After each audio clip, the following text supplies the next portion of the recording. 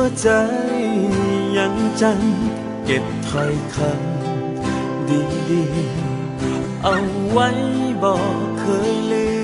มพอเป็นอดีตเคยซึ้งใจดังดอกไม้แง้มบานที่เคยได้สมภาพความหลัง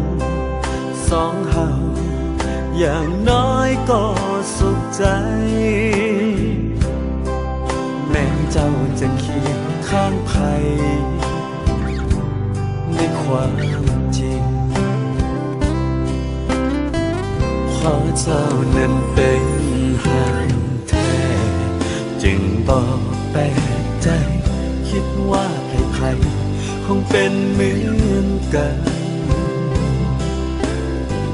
ความหักความซึ้งเคยผูกพันข้ามพ้นคืนเดือนเปลี่ยนวัน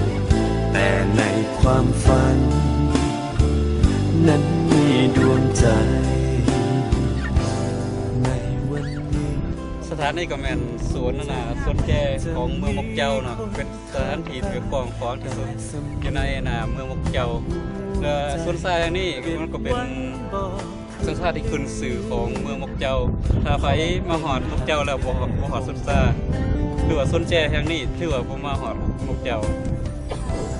ฉะนั้นขอเชิญชวนพี่น้องเนาะไปที่ว่าต้องการอยากมาเห็นสวนแจ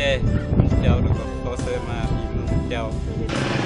นี่ก็เป็นอีกกลุ่มหนึ่งของสวนแจเนาะว่าเมืองมกเจ้านอกจากที่จะมีสวนแจที่กว้างขวางแล้วยังเป็นเมืองที่เป็นขึ้นชื่อร้านอุตสาหกรรมทางด้านการแปลงอาหารเนาะโดยเฉพาะกันผลิตภัณฑ์นมงัวเนาะแล้วก็นอกจากนั้นก็มีจะเป็นแหล่งท่องเที่ยวแห่งศาสตร์ของเวียดนาม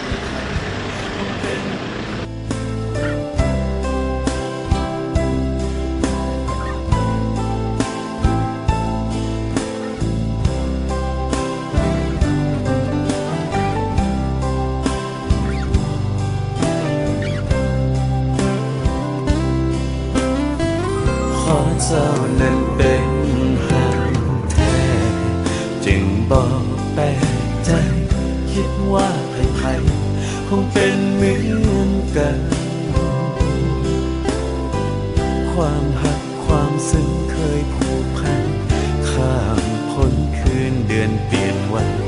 แต่ในความฝันนั้นมีดวงใจในวันนี้ดวงใจจะมีคนข้างกายแต่สำนึกหัวใจเก็บไว้บอกเคยลืมพอเป็นหา